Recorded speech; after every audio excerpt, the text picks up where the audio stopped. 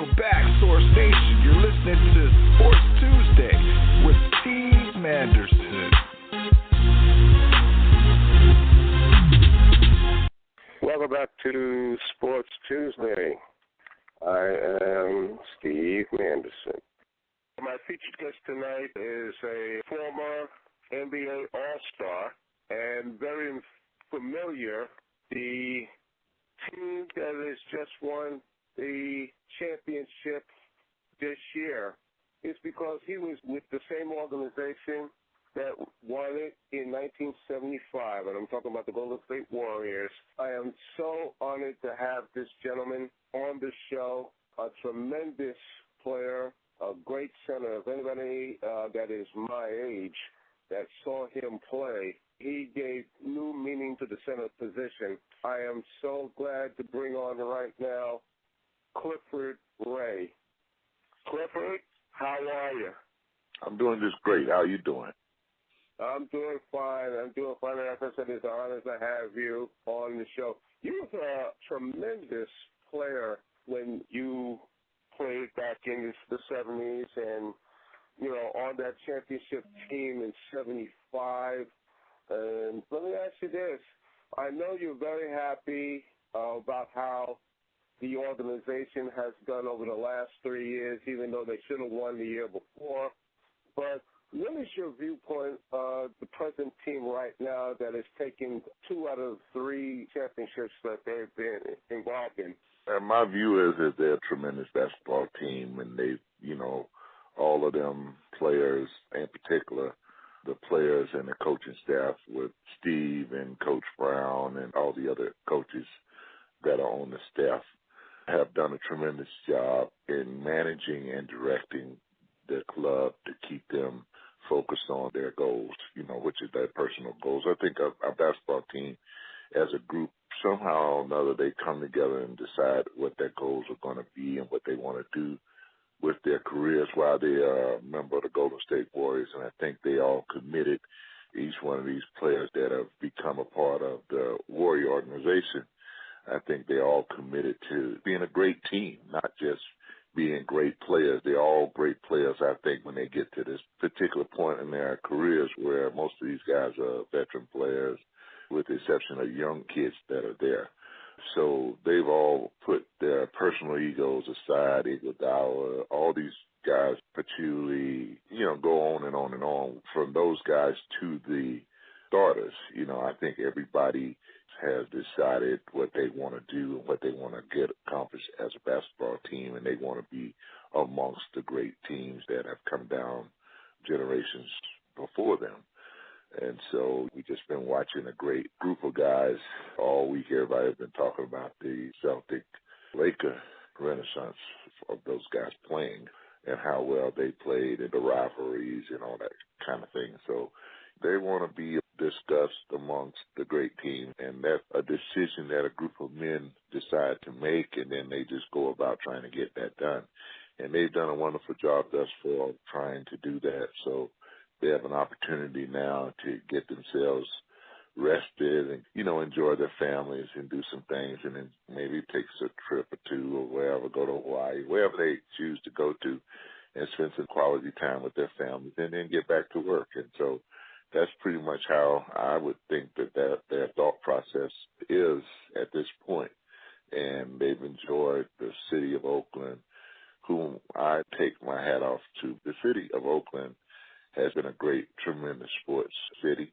I've always felt that way when I first came from Chicago and got traded for Nate Thurman. I came to the Warrior organization, to the Warrior team.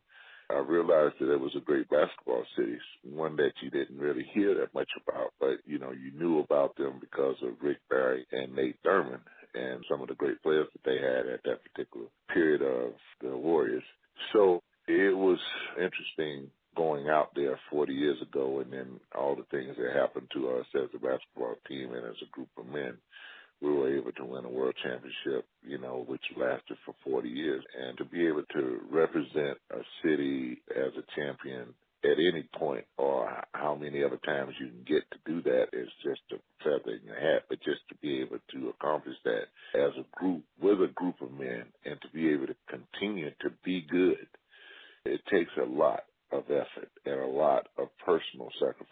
on each and every one's part. And that's why I take my hat off to them this year, because they embraced a new player who came from another team who they almost lost to, and then he decided to come and play with that organization and be a part of that organization. I thought was a great move on his part. I think that whatever people thought about it, I don't really care. I just know Kevin Durant, and I know Kevin Durant is not a diva. He is a very good human being, and it could not have happened to a better person. And I'm just thrilled that he had the opportunity to be a part and be a big part of their championship run. And I hope he gets a back-to-back. That's every team's goal. That was our goal.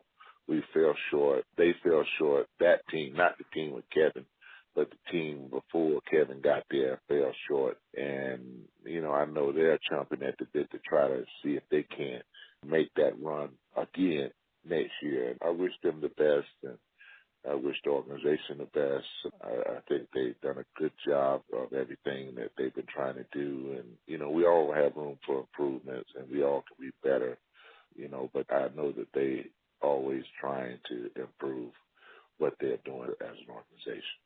But I tell you answered my question about Kevin Durant, because he took a lot of heat at the beginning of the season for, leaving the Thunder and going to Golden State. But he is a free agent, and in my opinion, he has the right, as a free agent, you have the right to go where you want to go. And a lot of people accused him of taking the easy way out, and especially when you go to the team that beat you in the conference finals. And I looked at it this way. As I said, you're a free agent. You have the right to go where you want to go. And he took a pay cut to go to that team. So it's not like he was greedy. And I've said it before on my show, these people, they are paid. I mean, it's not about the money. It's about the glory. And you have a ring, so you know what it's all about. He didn't have a ring. He came close a few years ago when he was with the Thunder, and they lost in the finals against the Heat, against LeBron, okay? I don't blame the guy one bit, for doing what he did, okay? And I was so happy that he did win that championship this year, and it was great. And what he's doing now, he is opting out of his present contract and re-signing on a lesser contract so he can free up money so the Golden State can have flexibility to re-sign other players. He's doing the same thing that Michael Jordan did, Magic Johnson has done, Larry Bird done back in the day. This is a winner, in my opinion. Do you agree? I agree. I think, there were a lot of guys that I think Robert Parrish did it at Boston. He took less money, took less shots. Players who believe in winning and who want to win and to leave a legacy to the game, you want to do whatever it takes for you to get that done. I mean, we all were great players. When we came from high school to college to professional ranks, we were all stars on our teams at some point in our lives.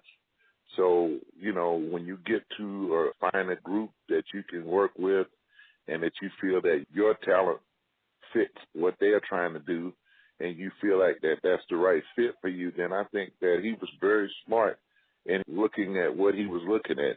I'm sure he looked at his hometown or Washington, the Wizards. He probably looked at other teams, even Cleveland. I'm sure he probably looked at Cleveland or whatever. I would not be surprised if he, depending on what he was looking at. But whatever he did, his final decision was to go to Golden State Warriors.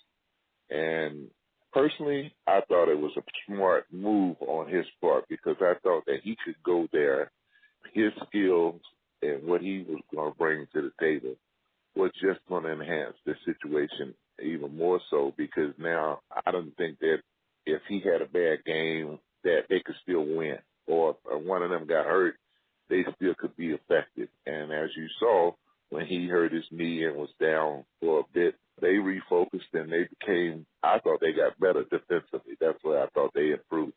I thought that that was something that they were kind of up and down a little bit about this year, early in the year. And then it all kind of came together when they had to play without him.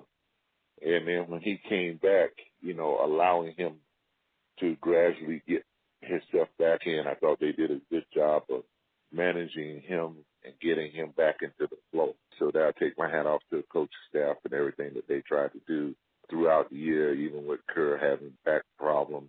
Coach Brown, stepped in. And I really was happy for Coach Brown because I thought Coach Brown has had some tough situations. I thought I had some tough situations, but I never, ever had the opportunity to be a head coach in the NBA. That's just the way it went because big guys don't get those opportunities very often. So I felt some compassion for him because he had been with some good teams. I thought he didn't get a chance to stay at Cleveland long enough. I also felt like everywhere he had gone, I thought he did a good job.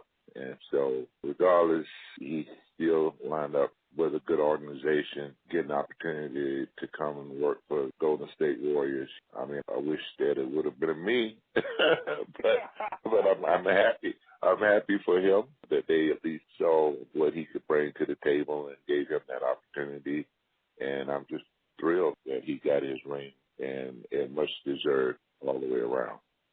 He is a good coach, though, and to fill in like he did, it reminded me of last year with Luke Walton when he took over for Steve when he had his surgery and everything. This was a team that was really self-motivated, in my opinion.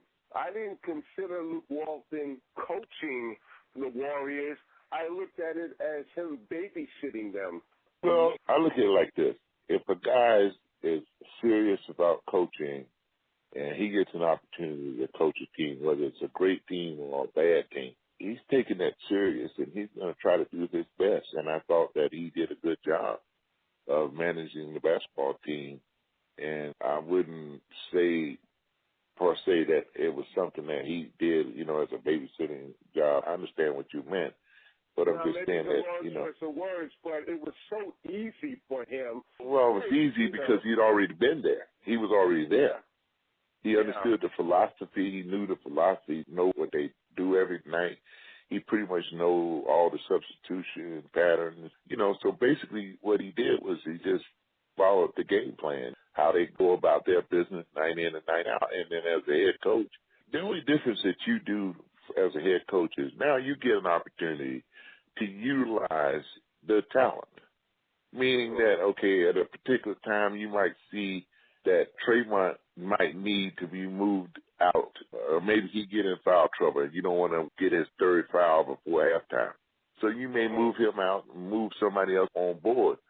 So the decisions that you get to make, they're your decisions, along with the coaching staff, like otherwise one of the assistant coaches might say, hey, coach, right, I think this would be a great time to put JaVale McGee in the game. He's a rim protector. He can run with whoever the big center might be. He may be more athletic than that guy, so that might neutralize that matchup. So those are the type of things that, you get an opportunity to do, whether or not you're the head coach or not. But just like Coach Mike Brown got a chance to manage those players in a high-profile situation where they're playing for the only two teams that are remaining, and they're playing for the World Championship. So regardless of whether he finished the series or not, they all finished the series, and they all were a part of it. A championship team does not consist of a one-man show. It's not the Curry show or the Kevin Durant show or the Steve Curry show or the Mike Brown show. It's the Golden State Warriors. That's what I like about playoff basketball is because you put aside all the political upheavals and all the bullshit that goes on during the season. We're jockeying for guys who want to make the playoffs or make the all-star team or whatever the personal crap that goes on. That stuff gets tossed out the window once the playoffs start because now you're chasing that elusive world championship. Yeah, good point. Good point. With Mike Brown now the success of what Golden State accomplished this year, do you feel that he may get another head coaching job somewhere else, or what, in your opinion, would be the status of Steve Kerr? Now, he had the complications with the back surgery and all like that. Would you be surprised if he decides to step down and offer a job to Mike Brown? Can you see that scenario happening? I don't really see any reason why anything should change with the organization in terms of, coaches, other than somebody getting an opportunity to be a head coach, like the guys who left, what's his name came there and he got a chance to be the head coach and make a ton of money with New Orleans, as well as Gentry? Yeah, Alvin. The same thing happened to Bill Walton's son. Those guys, if you get an opportunity, certainly the organization is going to give you opportunity to do something positive. Everybody would like to have an opportunity to run his own program. I think if you are a coach, period, assistant, or not, if somebody gives you the opportunity, if somebody would have ever came to me and said, Clifford, we're going to give you opportunity to learn on the job or be whatever, you have to do to try to be successful at it and give you the opportunity. You have a responsibility to put the people around you that do things, because nobody does everything well. There's no such thing as a perfect human being, so why would you think that there's going to be a perfect coach? There's no perfect coach. I mean, we all do the best we can. We do everything we can to try to motivate our team and utilize our staff and make sure that all those things, come together. But a perfect scenario, everybody is influenced one way or the other. Like, if you looked at my career, I would have to say that, I'm more known for my development of young players and the development of talent, as working with bigs and things like that. My influence from a technical aspect of the game probably hinder more toward defense and rebounding and shot blocking than any other aspect of the game, because that was what I did. That was my specialty. That's what I did. So I would be good at those things. Where now you take a guy like Doc Rivers, who is an offensive-minded point guard, like so many of the players, coaches in the NBA were guards. Just go down the list, every coach that you saw in the playoffs, Scotty Brooks, guard, coach from Canada, coach from Cleveland. Right.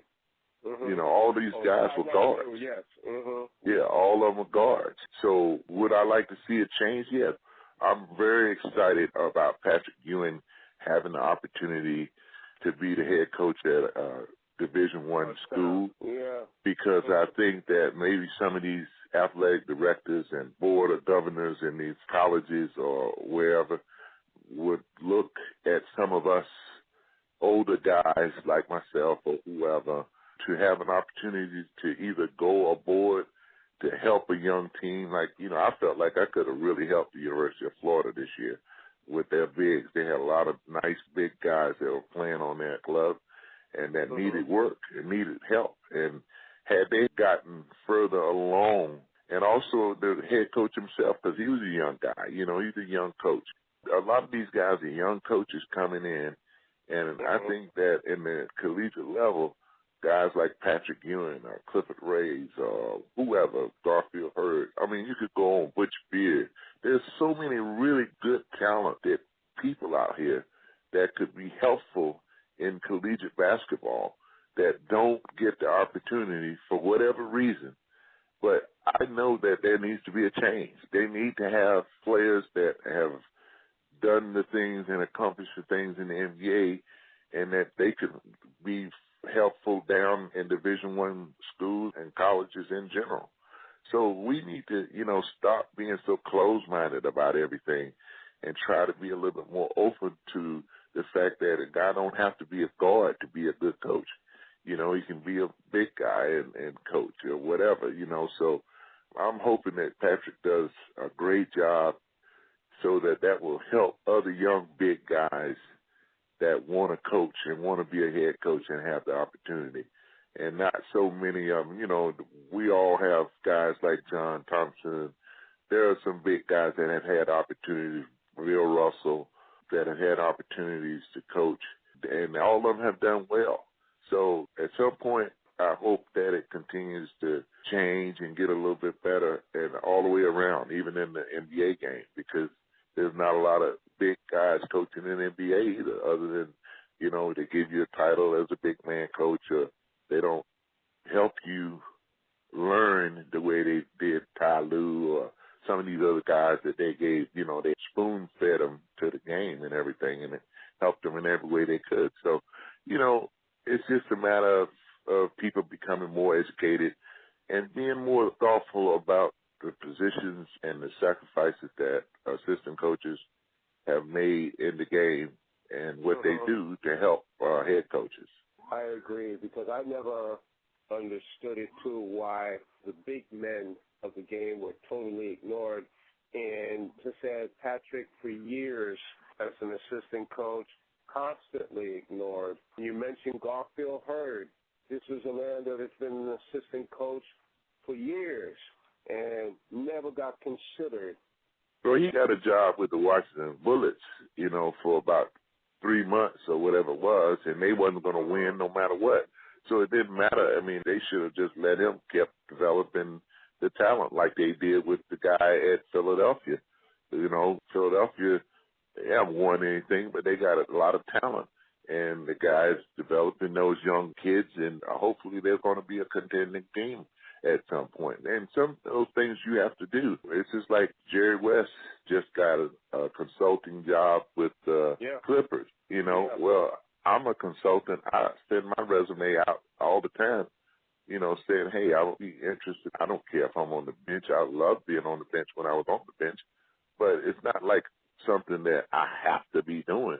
I just want to keep teaching. I just like to be able to keep teaching. So if they can keep getting opportunities, then I think that, big guys should be able to get those opportunities also. I think I'm well respected in the game of basketball. And, my resume speaks for itself. I don't feel like I need to toot my horn for somebody. If Craig Sager can die on the job doing what he did and working, then we as older athletes should be given the same opportunity to die on the job too, So if that's how I want to live my life and enjoy the game and do it as long as I can, and even if I wind up doing like he did, I would prefer dying doing something I love doing than dying and doing nothing. So those are the things that, I keep hoping that gets better each and every year. And I talk about them in a good way, not talking about them like, hey, it's this, that, and the other, I just want people to be more aware, So if you could be more aware and then understand the respect that you can demand from teams and young players because you've accomplished so much. It's a lot easier to teach when you've accomplished things that they're trying to accomplish. Good point. Now, you were also, other than the 75 championship team with Golden State, as an assistant coach, you was on that 2008 Boston Celtics championship team, which had Kevin Garnett, Paul Pierce, and Ray Allen.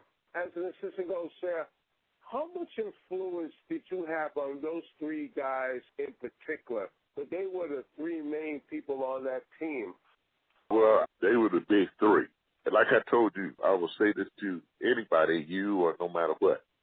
They won a world championship. And the reason that they won a world championship is because those three guys, along with a rookie point guard whose name happened to be Rondo, who was at Kentucky and left Kentucky and came to the Boston Celtics, and along with Kendrick Perkins, Leon Pope, Baby Davis, all these guys that we had on the roster that were Posey. We had P.J. Brown, who was the last addition that I felt like he was the guy that we needed, and I had been trying to get him all year on our team, but not trying to be pushy about it because everybody has a job, So I don't want to go step over my boundaries. This is what Danny and Doc and that other crew up in the office, what they did. So, you just make suggestions And if they think that it's worthwhile, then maybe they'll talk about it or meet about it or whatever. Then eventually, whatever suggestions that I made eventually came down to where I was able to have the player that I thought would be the perfect fit for the organization and for the team. And so that all took place, and we didn't ever look back. But at the same time, those guys, Paul, Ray, and Kevin, worked together. Every one of them brought something to the table. And I still say that one of the greatest matchups that I saw during that period was Paul Pierce and LeBron James going head-to-head. And, of course, LeBron was a younger player, and Paul was a little bit ahead of him, as a veteran. But still, he was a different sort of player for Paul Pierce to have to play because it was this big, strong, strapping player who had speed, and Paul wasn't exceptionally a fast guy, but he was very deceptive. And, just two guys go at each other. And in the playoffs and the things that we had to overcome to win the World Championship and to put the 18th championship, that's a big honor for all of us, no matter who it was, whether it was Paul Pierce, Ray Allen. I think the entire staff of players and coaches were all very responsible in a lot of different ways. And you don't always get accoladed for what you bring or what you do or whatever. But you know what? What you understand is when they hand you that ring and you know you deserved it and you know you participated. And those guys came together, put their egos aside. And that's a tremendous thing is when players put their egos aside because you're talking about guys that were basically divas. Ray was always the man. KG was the man. Paul was the man. And I told somebody this on a radio talk show not too long ago in San Francisco. It's like you take a group, four-play jazz ensemble that consists of Bob James, Harvey Mason, you name the four guys. Those guys. Oh, yeah. Okay. So those guys are all superstars, but they have their own groups. They make their own records. They do everything. It's just like, when Natalie Cole and Frank Sinatra did an album, or when whoever, it's a collaboration. So what happens is when a group will come together like that crew that put that 18th championship or whatever it is on the board with the Boston Celtics, those guys came together and collaborated and put a beautiful collaboration together to be able to win a championship. And they tried to go back-to-back. We fell short. And, a lot of that had to do with just injuries and just the luck of the draw, things that didn't go well. KG got hurt. I remember that. Yeah, they were without him. Right. And that hurt us, And we didn't re-sign P.J. Brown, which I thought was a big mistake. I would never understand that. But I'm not the guy who makes decisions. So, you know what? That's what I'm saying. Those are the opportunities and the things that you wish for when you have that opportunity. But, I've never had the opportunity to help build a ball club the way Danny Ainge or Larry Bird. There's a lot of us. Robert Parrish never had that opportunity that Larry Bird and Robert Parrish. There's a lot of people that don't get the opportunity that a lot of these guys get an opportunity to do. And so, like I said, as time goes by, I hope that gets better. I hope people like the Robert Parishes of the world or the Kareems of the world or the Patrick Ewing, and Patrick finally, has the opportunity to go to college. Now, should he have gone to college? I thought he should have went to the New York Knicks. He made a contribution. I'm so sick and tired of guys coming in from other organizations and make money from a team that they help be better. Whatever happened to that? Like, all the great organizations like the Yankees would always hire people, that have done something for them. Al Davis and all the great owners before. And I think some of the young owners need to realize that your team is about its history, so you can't ignore your history because without that history, there's nothing to shoot for. They didn't want to be another 5 or 10 years to win a championship. They didn't want to wait 40 more years. So that gave them an incentive, no matter what. Just like the young players, Rick Barry and I went to the game, and all the players were so thankful that we came and were a part of them, and they wanted to play better and harder. So, all those things are part of the whole scheme of everything. And so as the NBA and as an organization, we need to realize that we have a responsibility to our community, the community of the players that have done all the positive things and all the right things to create this machine that we have now that is through social media and through marketing and all the things that we're now prospering. So as you prosper, don't forget the people that told the way and maybe didn't become billionaires or close to it or whatever. So if you have an opportunity to look back, reach back and help those people, then who should you help? You should help your family. My dad always said, a family that works together stays together. So if everybody works for a common cause of the National Basketball Association or teams versus teams and all of that, then when they're prospering, those are the times they should think about, hey, we should bring Coach Ray and Mr. Barry or Jamal Wilkes or Butch Beard or whatever, something that we can do so that we can thank them for the history that they put there, that give these guys something to shoot at now that they are going to be the history. Kevin Durant's of the world and the Currys of the world and the Klay Thompsons of the world, the superstars of the world, they don't have issues, but they still would not have accomplished anything without a great team. Otherwise, Kevin Durant would still be in Oklahoma City. Am I correct or not? Yeah, you're right about that. You are very correct on that one. Mm-hmm. So all I'm saying is that you can't forget the people that work hard, the blue-collar workers, the Iguodalas of the world, all these different players that come off the bench and that do great things that help secure a win each night and every night for 82 games, and then the run through the playoffs, all the things that they do to help.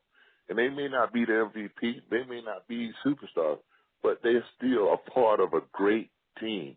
And that team is now history. Like everything that these guys are doing until they break that team up, they have a chance to keep writing something in the history books. That is going to be something that will be last for the rest of their lives. No matter whether you try to bury it or not, you cannot erase it. Like they'll never be able to erase that great team in 1975. They'll never be able to erase that team that won after 40 years. They'll never be able to change any of those things. That's history now. So, we just have to continue as an organization, the National Basketball Association. We have to keep trying to be better with all of those things. And then the teams have to get better with all those things. Like I take my hat off to teams like the Philadelphia 76ers or the Cleveland Cavaliers who invited all their players in and even paid them to come or make an appearance or things like that. Those are the things that they can do to improve and also show the younger players that they are sensitive to the history of their organization. You want that world championship to mean something. You don't want to just have a ring and you wear a ring and don't mean nothing. Like I told somebody just recently, I go, it's a heartbreaking thing to get treated better in another country than to be treated with the proper amount of respect in your own backyard. Good point. Good point. Let us talk about your 75 championship team. You're talking about a family. That was a great bunch of guys that you played with. Let's talk about Rick Barry. He was a very fiery player, one of the great perimeter shooters in NBA history, and one of the great free throw shooters in NBA history. What was he like to you as a teammate? Believe it or not, he's my best friend, one of them. Really? I have Robert Parrish and him probably, I would have to say, from an NBA standpoint. There's three guys, Eric Delpierre, Robert Parrish, P.J. Brown, and Rick Barry. And I look at all those guys like family. You know, we've been through everything together. You know, I try to be there for them and their family. They've been there for me and my family. That's what it's all about. I try to teach the young guys at the Boston Celtics the same thing. When they had the little thing on TV about Ray, you know, and all that, I said, I love my dysfunctional group. You know, I tweeted that, you know, because you know what? Nobody's perfect. But, you know, when you do something of that magnitude together, it's hard to feel like that. You know, every single person who is a part of that, you should feel some compassion to them. You should wonder how they're doing. Or you should, you know, think about them to pick up the phone and say, hey, I just wanted to holler at you or see how you're doing. You know, that's what we do. That's what that 75 championship team is all about. And that's what any great team that continues to win, that wins the championship, that's how you got to be almost. You have to be that close. You know, like I bet you Butch Beard calls me once a week or twice a week. You know, he had his 70th birthday and his wife say, you know, Clifford, I think that it would be great if you could come. I didn't think about how well, I got to fly all the way to New York, how much it's going to cost, I got to get a hotel, blah, blah, blah.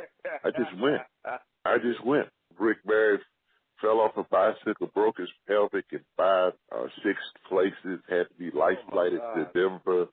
I mean, I just got on a plane and went on to Colorado Springs and stayed there with him for whatever length of time and helped his wife out with it, you know, because he couldn't move. He couldn't put no weight on anything. So I helped her with him. I would do that for Jamal Wilkes, Robert Parrish, P.J. Brown. I mean, you know, the guys that I know that when something has gone wrong in my life, they was there. Those guys were there. You know, Pierre, he's younger, but, you know, I love him and his family just like I love PJ and his family and Robert and his family and Butch and his family. It just evolved, you know. Charles Dudley and his wife Barbara. I mean, I go out to Seattle. I went to spend a Thanksgiving with them. I mean, we interact even to this day, and I hope that my team from the 18th championship Boston players, they're getting that way. They're learning to understand the meaning of what it's like to be working with a group and then not working with them. So it'll mature you as time goes by. You won't always feel like you're a diva and you're on an island, and it's all about you. You know, you'll think about somebody else other than yourself and how much you can stuff your pockets with money, you know. So those things come with maturity and age. True. Your head coach for that championship team, Al Adels, one of the more successful black head coaches in the NBA, but yet no one really talks about him. Very successful head coach. Guided teams to 6 playoff appearances. Is an NBA championship coach. Why doesn't anybody talk about him? Well, you know, it's not that they don't talk about him. He is a very low-key guy, a lot like myself. You know, we don't go out to town, and he's not a coach that has tried to brand himself. You know, he doesn't do television. He didn't do all the stuff that all these guys do. You see UB Brown, and you see a lot of different guys that, you know, are still in the media, still doing things. You know, Gary St. James. You know, these guys are all very lucky because they have opportunities to do these things. And those opportunities are far few when it comes to, just let's face it, when it comes to black coaches. The NBA has done a great job in trying to make it better or improve it or whatever, you know. But like I always say, we're growing. We still have a ways to go. And I hope in my son's generation, probably not in my generation, but in my son's generation and his children, it will be even better. So I always say to people, look, you know what? You have a responsibility to be a good human being. The same way as an organization. How do you want to be known? Do you want to be known as an organization that all you thought about was your own self, what you were about then at this point in time? Because the same way you go up is the same way you're going to come down. Yeah. And so how you treat people on the way up and while you up there is going to be your legacy. You can either do it right. I always say God does not like ugly. So when you make light of things and don't do, I think we all have a responsibility. This is a family. The National Basketball Association is just like the NFL. They are a family. If I'm going to change the world, what do I have to do first? I have to change myself. In order for you to go out and to do good things, you got to have your own backyard cleaned up. So if your backyard is where it's supposed to be, and all your people are treated fairly and treated right, the way they should be, then you're going to prosper and you're going to make more than just make money. Because you can make money, they're making money. It's not like anybody is suffering anymore. So all I'm saying is now that they are doing things successfully, now is the time when you focus on, okay, let's look at the NBA family in a whole. How can we best help our family? And then from there, you venture out, and then you help the world. But if your own backyard is messed up and people are not having the same opportunities or whatever that goes on, and you don't have that cleaned up, then you can't be an example and go out there and say, we're about change, we're about this, and you're not doing that. Mm-hmm. You're talking out of one side of the mouth. So how we do and how we work within our own family is the key to success in life. Okay. Let me ask you this. The 75 championship team, how do you think they would do well if you played against this present Golden State championship team? I don't believe in that. I don't believe in that. So it's hard for me to really have a discussion about something that I don't believe in, because I think that when you're playing in your era. Like I was talking to one of my young players that I'm always trying to get him to understand what life is about in the game. With Dwight Howard, I'm always talking to him, and I'm saying to him, I say, son, you only have a window of maybe 10 to 12 to 15 years if you're lucky and you're not hurt up or broke up, to where you can say, I want to be known as the top 2 or 3 centers in my era or whatever. That is something that you can do and accomplish because God gave you the gifts to do that. Now, whether you go out and do it is totally up to you. And that means you have to make good decisions. You can't jump off every time somebody comes and whisper something in your ear that you running off to do it because you just searching for things in the wrong place. First, look at yourself. Look at yourself in the mirror. How can you be better? Forget about what you think everybody else is doing to you. How about what you can do better? For as many years as he's been in the league now, I still feel that he has a lot of growing up to do. This is going to be his 5th team. He just got traded to Charlotte. Okay, he done started with Orlando, wore out his welcome there. He didn't wear out his welcome there. He left. He chose to leave. He did not wear out his welcome there. Oh, okay. Let's just call that. I live in Orlando, so I know what happened. He left the Orlando Magic. The Orlando Magic did not want him to leave them, and he should have never left because I can say he should have never left. Besides his mom and dad, I feel like I'm one of the people who has been around and trying to help him without trying to get in his pocketbook or trying to get any of his money or having any motive or whatever. I think that any player that you know that have seen that you could talk to that I've been around, they know Clifford Ray is that way. He's a man who tells it like it is. He tells you the truth. He works hard, and if you want to work, then you want to see him. If you don't want to work, then you're going to probably duck him. So that's the way it is. And so I feel like he went to the Los Angeles Lakers, but that wasn't necessarily the best team for him. If he was going to leave, you went all the way to the finals. You've had an opportunity to know what it's like to win. You've pretty much always been in the playoffs. I mean, I don't think there was too many times they wasn't in the playoffs. Right. So all it was just a matter of continuing to grow and to believe in that this is where I'm at, and I can be here until I retire, pretty much close to that, and then just settling down and just doing what you needed to do to make it happen. and then also working with the organization how you can to help them be better. But at the end of the day, your job is to play basketball and to be the greatest player that you can possibly be. I got a letter on my refrigerator that he wrote to me, and he said in his career he wanted to be known as the greatest center in his era. And that's obtainable for Dwight Howard if he decides that he wants to finish that out with that responsibility that he wrote about all those years ago. He has to start playing like it, though. It's a world of talent. My whole thing is that's what I said. It's up to him. It's not like he could do anything. He's proven that he can do anything.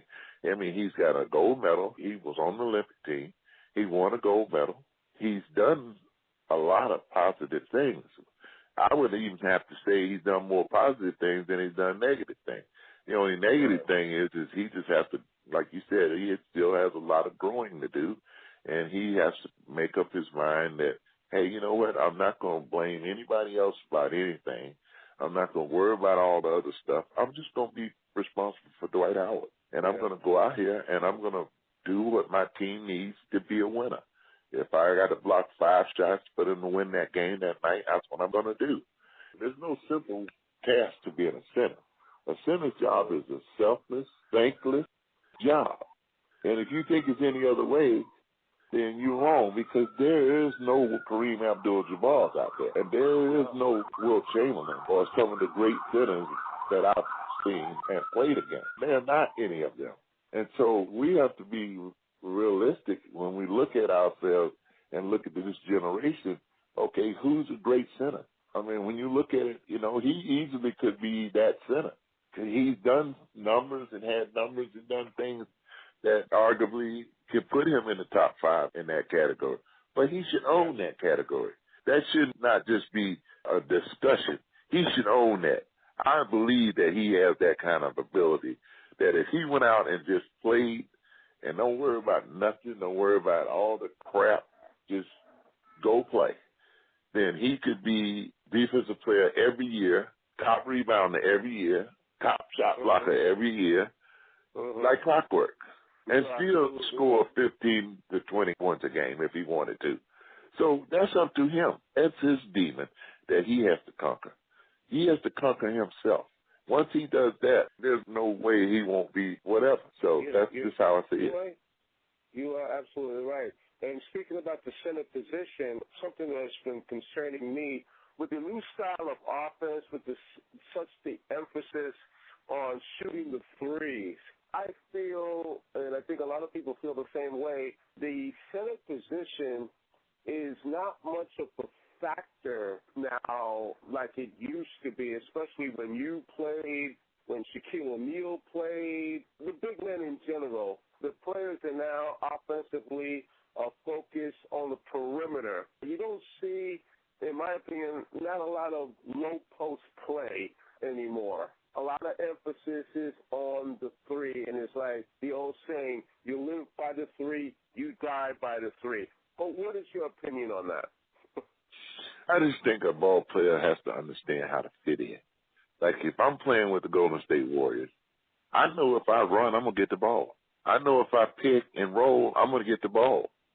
Because nobody on the Golden State Warriors is selfish. They all play unselfish basketball. So that's any great team. The same thing with the Cleveland Cavaliers. I mean, LeBron, as great as he is, he passes first. He's just like Kevin Garnett. We used to have to get on Kevin sometime about, hey, we need you to shoot the ball. We need you to take those shots. And like I said, traditionally, most centers are unselfish. They tell me guys get all whacked up about shots and touches and this and that. These young kids, they all worry about touches and this and that. Yeah, and I'm like, God, you can control, as a big, you can control the game when you want to, if you want to. Right. Like Dwight Howard could control a basketball game anytime he decided to. So for you to whine is just you giving yourself an excuse when you don't play the way you think you should play. That's all that is. Hey, I played for Chicago Bulls with Chet Walker, Bob Love, Jerry Sloan, Norm Van Leer, Bobby Weiss, all those guys that I played with. I mean, all these different guys, Tom Bullwinkle, Rick Edelman, all those guys, right? Mm-hmm. I still scored 6 or 8 or 9 or 10 points. I mean, I had double-double in the playoff series against Will Chamberlain. So all I'm trying to tell you is that you can adjust your game to any way that they're playing. So if I'm playing center, I know they're going to get up 35 to 37 threes a game. Uh-huh. That's what the teams are shooting. Most of them are going to shoot somewhere around the 28, 29, 30 threes they're going to take. So that means I got to start reading.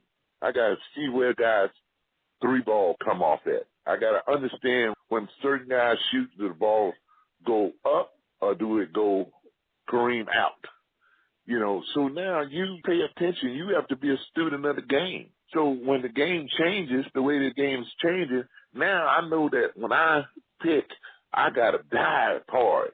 I got to duck in hard. I got to do little movements that don't interrupt anything, but can cause the ball to come my way, because if I get wide open, I'm point blank at the basket. They're going to pass it to me because they're all unselfish. Yeah. So you got to make your adjustments. That's up to you. The other thing is, too, is that they don't have enough coaches of guys who understand big man play that can teach, reteach some of the older guys like Dwight and guys that now have to move without the basketball to get them to understand what they need to do and to show it to them so they can see that it works. I mean, it's not that hard. I mean, God, I would love to play with a team that I could go back door on. I mean, if you got a quick step, Dwight got a quick step, you know, guys like Gortat, they should never complain about they're not getting the ball. You know what? Move. If you move, you're going to get it. Yeah, but if you stand in and want the ball, everybody wait for you to come down and set up, that's not going to happen. That's the old Bill Bradley theory, moving without the ball. You got to put yourself in position. Exactly. John Havlicek, them guys said they move without the ball. That's why to this day, what is everybody out there running? They ain't doing nothing but running the Boston weave. That's all they doing. That's all Golden State doing. They weave it, hand it off, cut, backdoor off, break off. I mean, you can call it whatever you want to. We got so many jargons and so many new words and play calls and all that kind of stuff. But the game, you can only do so much with 5 guys. I don't care what they say. Yeah, that is true. I remember the old saying, the joke about Havlicek. He moves around so fast that he could run through a shower and not get wet. I'll never forget that. And it was true. He always was in motion, Yep. But with Golden State, they passed like the Celtics did back in the day. The situations where with the Celtics, I remember, they would come down the court and the ball is going from one to another, but the ball never hits the floor. That's right. How great That's the thing. Hey, Room. Like that. Well, all you got to do is go back and look at the Princeton team with Coach Yoda, I mean, we call him Yoda because he was the guy. There's a lot of guys that are very innovative, and they played a passing game. You can call it whatever you want, passing game, cutting game, whatever it is. But the bottom line is that everybody should know how to move without the basketball. If you pass, you should move. You should not amble up the court. You should run. Every time that ball is secured by your basketball team, somebody should be filling the right and the left lane. And the guard is in the point, and the trailer should be behind. If trailer is a great shooter, then he should really trail because he can run into threes just like how Durant dribbled into a three to break Cleveland's back when they should have won a game up in Cleveland. Exactly. We talked about Rick Barry before and his foul shooting, which was brilliant. He shot about 90% in his career. I have a problem with today's players because they don't focus enough on hitting their free throws. And the many times it has cost teams games at the end of the fourth quarter because the foul shooting was poor. Well, guys don't concentrate on it. They don't, and I don't think they LeBron James is one of those guys that I think he is the greatest player on earth, one of them. I would have to say him and Kevin Durant. they're in a class by themselves, okay, those guys, Right. all right? Uh-huh. So for me, when they miss a free throw, I'm like, let them concentrate. That's all it was. And I know they're mad at themselves about it because they know they should have made it, you know what I'm saying? So those are the kind of things that happen to great players. Like, it's not a big thing to them as it is to certain guys. Like Rick Barry took it personal. He didn't think you should not shoot under 50%. That was his whole thing. He said, hey, he would say, if you cannot do it, then you should shoot on the hand. Whatever you got to do to get it better. And it frustrates him because he tried to teach a couple of guys. He tried to teach Shaq. And a lot of guys said he's actually offered to help them. And I'm sure they would be way more effective than what they were, because when you look back at their career, they weren't very effective at that, were they? And so, okay, so if that's not effective, then find a better way. That's what sports is all about, is improving something that you're not as good at. Each and every year you want to get better. I mean, you look at guys like Kawhi Leonard and how they improve. I tell my son this all the time, who's now a freshman at SMU University. And I tell him, I go, if you work just like you've been working all your life, and you continue to work like that, you don't get caught up into being in college and being the big man on campus and all the girls want you to go out and the guys want you to go to the club, to the student bar and have beers and all that. You just can't get caught up in all that. You have to say, hey, I have a window of 15 years, and that includes my college, to get this thing done and to do something and make an impact in the game of basketball. That's up to you. If you decide that you want to do that, then you do that. Just like that was my goal. Once I set out to play on a professional level, I didn't just want to play. I wanted to do something. They told me I couldn't win a championship. I was determined to win a championship, and I was determined to win as a coach. You won. You won as a player, and you won as a coach.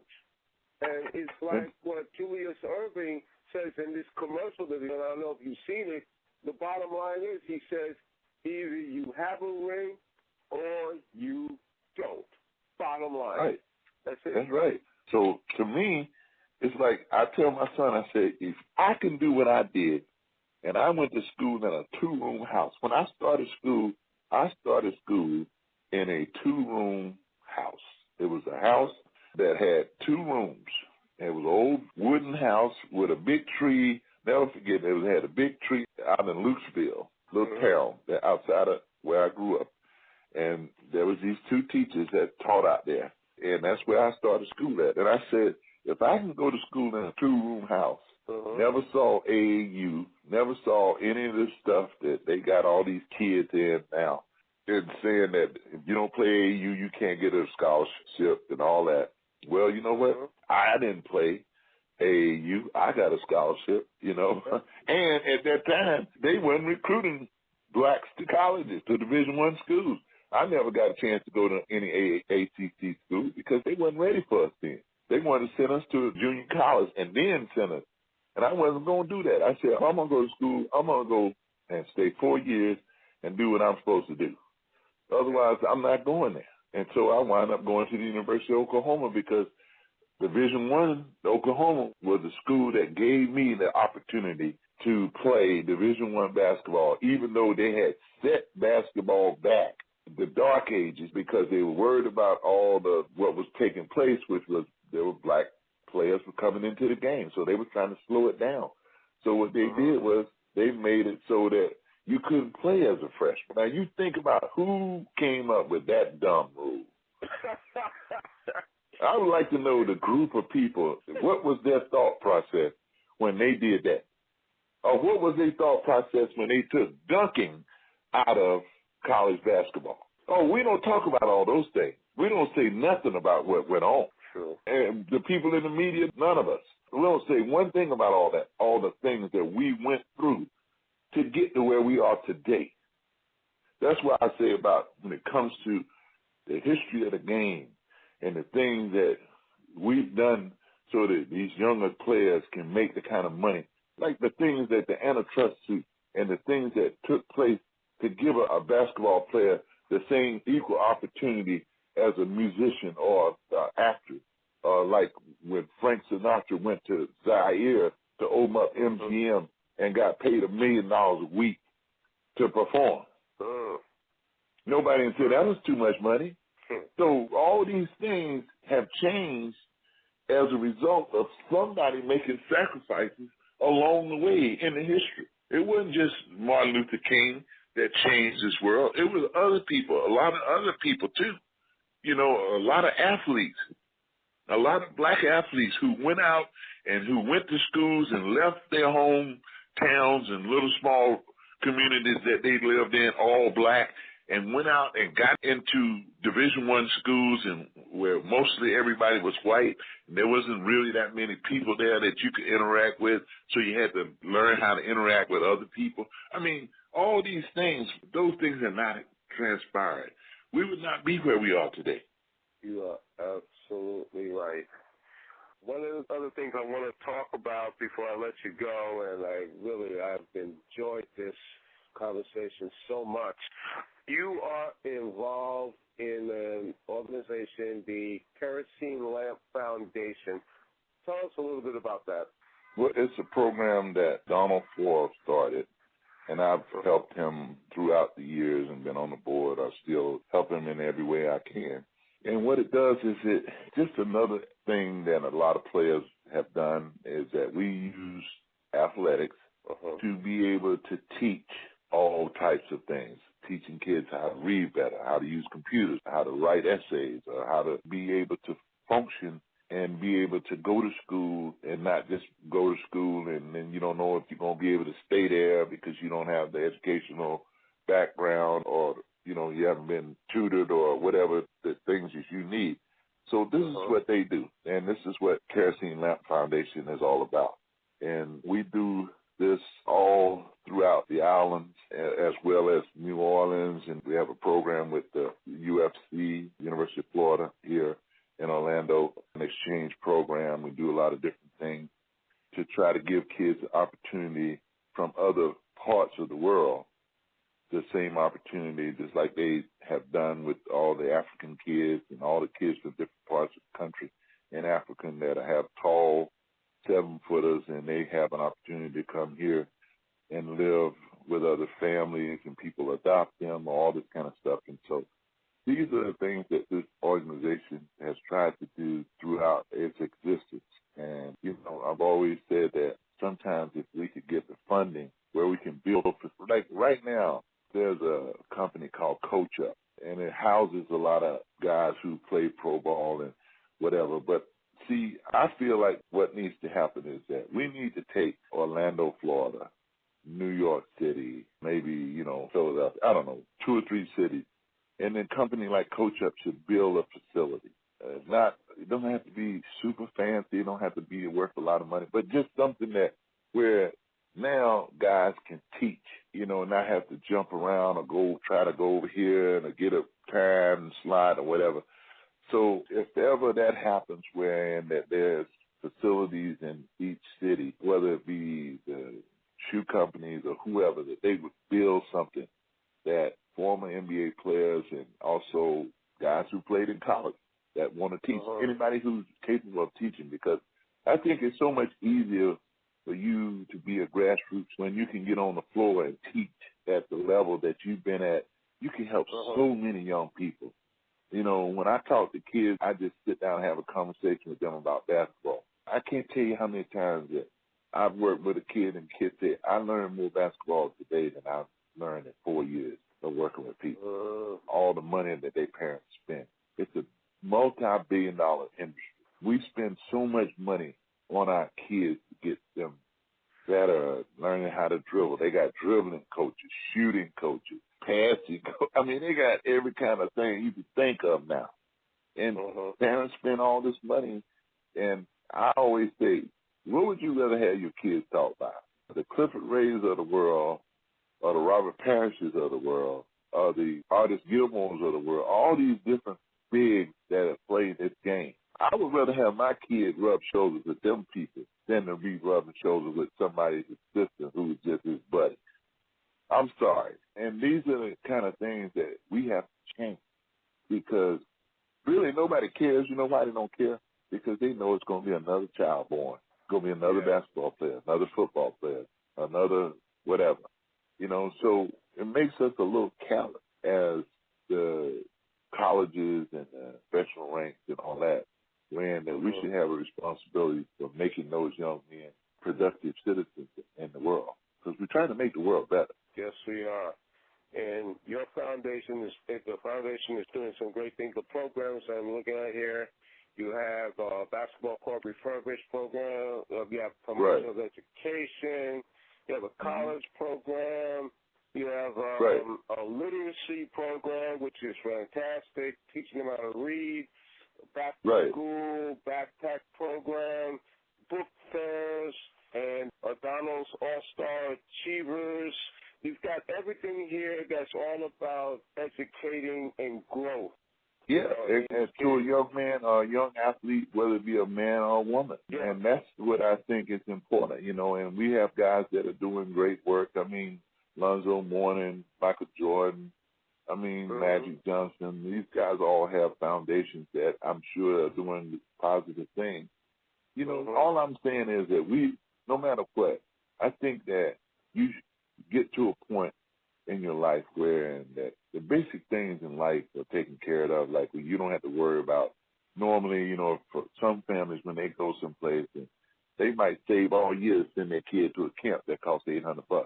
So if we can do things like give scholarships and do things positively, or like I was talking to a really wonderful young lady on the plane not too long ago, and she was in charge of all of Bill Gates' charities, things, and she gave me a check for like $2,000 or $3,000, I don't know how much it was, and told me to, contribute that, and that whatever she do that he usually sends or whatever.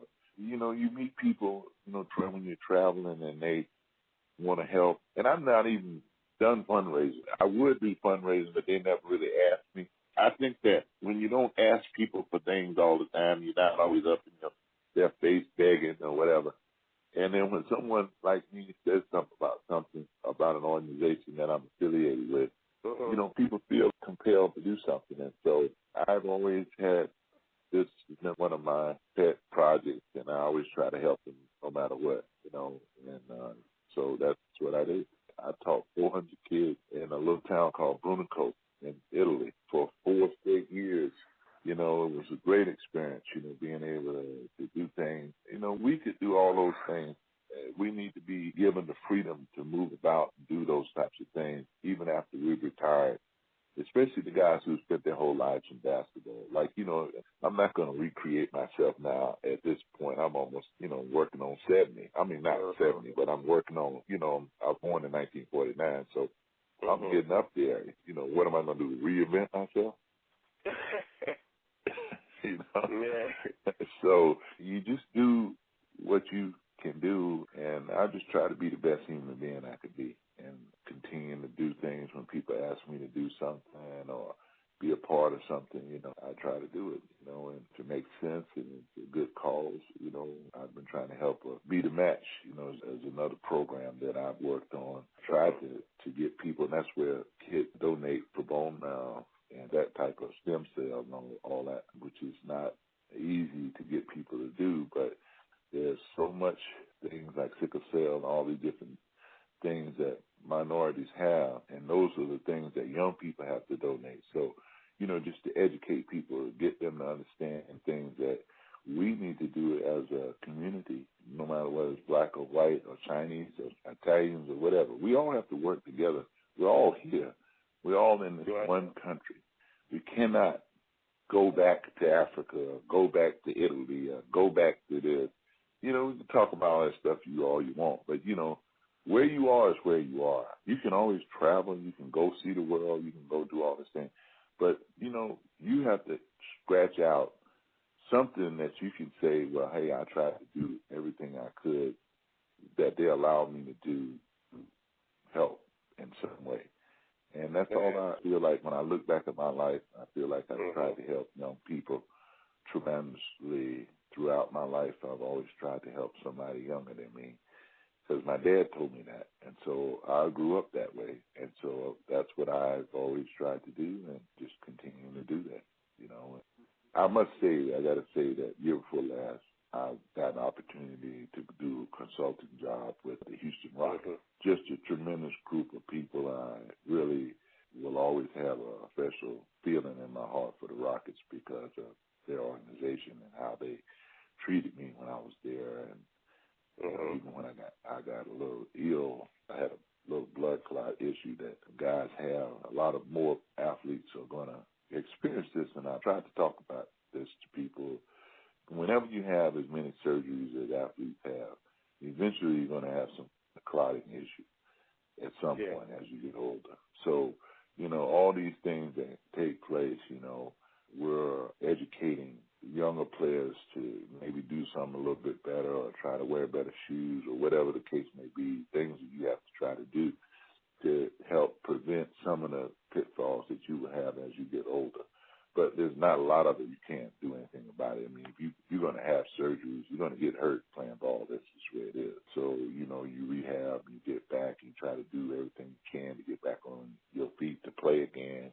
You know, just like Kevin Durant, you know, hurt his knee. He had to do what he had to do. And, you know, he got back, he rehabbed, he did everything he was supposed to do. And he was able to come out and participate at a extremely high level to where the whole world got to see Kevin Durant do his thing. We've all been privy of being able to see him. Like I was down in the area where he went to college at in Texas.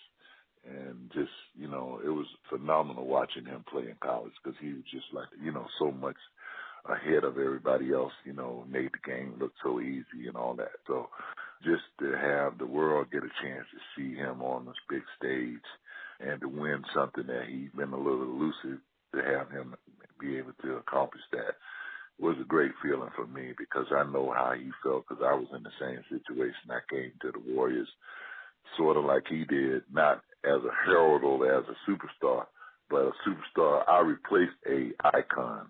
Nate Thurman was an icon, and I looked up to him and had tremendous respect for him, as well as Will Chamberlain, as well as, you know, Kareem and all these guys that I played against. And I felt like I had an opportunity to play against them, and I wasn't near the talented as they were, but I gave my all, and they respected my game, and that's all you can get.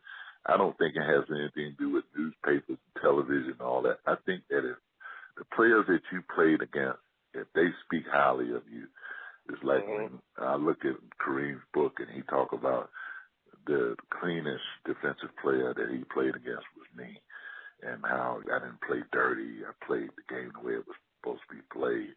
These are the compliments that your peers give you. That's all that matters. You know, and like I told you, no matter what, you can't take away the championships. You know, if I got 2 championship rings, they can't take those away from me. They can ignore me. They can do whatever they want. But you know what? I earned them. I participated. I was a part of it, but more than a part than they probably would ever even say. But the bottom line is that it doesn't matter because you know what? You couldn't have done it without each other. It didn't have nothing to do with just me. It didn't have nothing to do with just Rick Barry. It didn't have nothing to do with just Kevin Durant or Curry, Steph, or Clay. It had to do with each and every player and assistant coaches and head coaches and the people that worked every day and go on the road and did all the things they had to do to get there. That's what is important. That's what happened. If that don't happen, it don't happen. That's what I'm talking about. Well, listen, this has been such a pleasure talking with you, Clifford. As I said, I'm old school, and I remember you and the kind of player that you were back in the day and being on the 75 championship team in which no one had you guys favored to win, and you wound up sweeping the Washington Bullets, and it was fantastic. It's been an honor. You are welcome on Sports Tuesday anytime, Clifford. Whenever your schedule allows it, whenever you want to come back and we just kick it, talk NBA basketball and whatever. But you are welcome on the show anytime. With the foundation, let people know where they can make their donations. I know the website is www.kerosenelampfoundation.org. Is that right? Right. Or Clifford Ray my address is 10 Pine Terrace Court, Altamont Springs, Florida, 32714. Okay, that's great. This is great, and I thank you very much. This It's my pleasure, and you've been great. You know. So I'm sure you have fun doing your show every Tuesday. The great thing about doing what I do is that I get the opportunity to talk to people like you, players that I admired back in the day playing, and now I have the opportunity to talk to you guys, and this was such a thrill, and I learned a lot. And I thank you very much for spending the time with me. And as I said, you're welcome on the show anytime. All right. All right. Well, listen, you take care, and God bless. Same to you. Been a pleasure. All right. Thank you. All right. Okay. Source Nation, that was Clifford Ray. That was great. That was great. And you can tell by his conversation, there's a reason why he's an NBA champion and one of the great centers in NBA history. That was a lot of fun. It really was. Well, that is it for me. I want to sleep good tonight after that conversation. Hope everybody who listened in had a great time. Definitely got a great education on what he had to say. So that is it. And until next week, be good and be safe. Take care, everybody.